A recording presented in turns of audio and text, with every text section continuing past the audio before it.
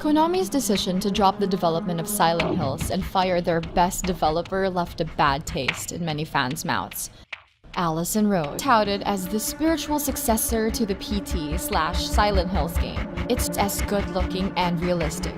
Uncover the whereabouts of your family, solve the mysteries of the house, and survive the dark, twisted presence that lurks deep within the walls. Definitely not for the faint-hearted.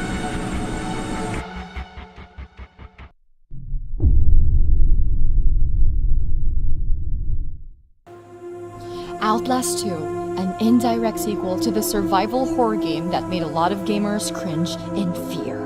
Set in the same universe with different characters and setting, this game is still under heavy wraps, but one thing's for sure, it's bound to make dents in your psyche.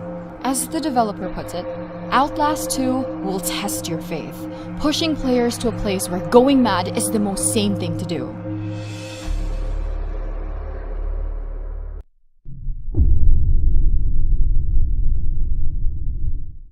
After a successful Kickstarter campaign, Friday the 13th, the game, formerly known as Summer Camp, is finally coming out. Welcome to Camp Crystal Lake, where you can play as one of the teenagers running for their dear lives.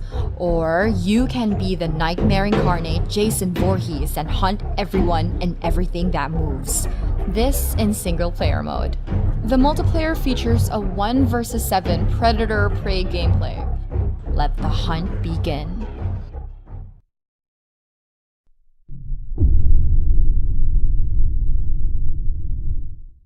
The horror genre in gaming is such a wonderful thing because it's not shackled to any patterns or convention. It's all up to the devs' imagination to find new ways to scare the shit out of gamers. Enter the world of perception. Experience the thrill of the unknown in a blind person's perspective. See using echolocation, where sounds create a visual map of the surroundings, and unravel the mysteries behind the abandoned estate that's been haunting the young, blind woman's dream.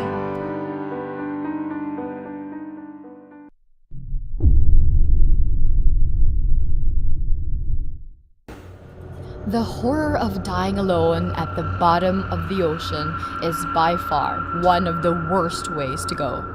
This is what the game Narcosis promised to deliver, giving you the feeling of helplessness, the dread of exploring the deep, unknown world of the abyss.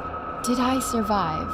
If not, who am I telling this to? The narration gives pronouns that is disturbing and ominous.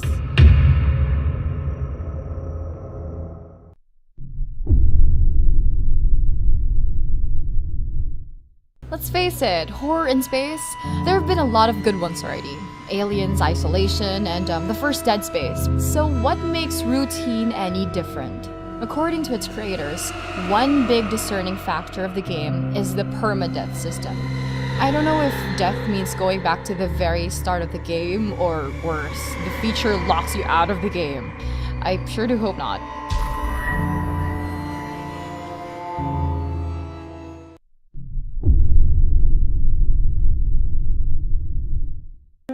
Since PT's downfall, or cancellation, more and more game studios have been making their own rendition of the game, hoping to grab the attention of the many disappointed fans around the world. In Visage, you will really feel like you are inside the game. The graphic quality is astounding, the ambience spine-tingling, and the music haunting. The same premise as with most first-person horrors set for VR. You're trapped, defenseless in a haunted institute or house, where most events are randomly activated, ensuring each playthrough being unique.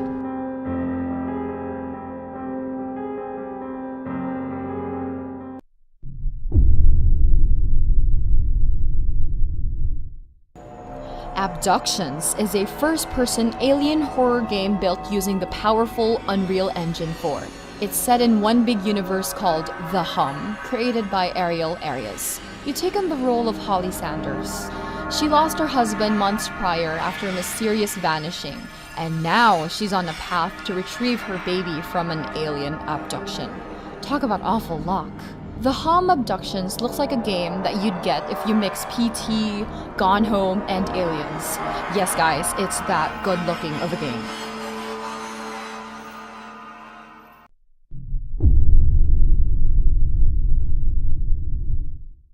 The Park is a psychological horror game aptly set in an amusement park.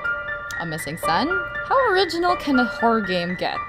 Explore the less fun rides and attractions in hopes of finding your lost son. I have to say though, the voice acting in this game is great. And Lorraine, her persona and tone changes just as much as you interact with the environment.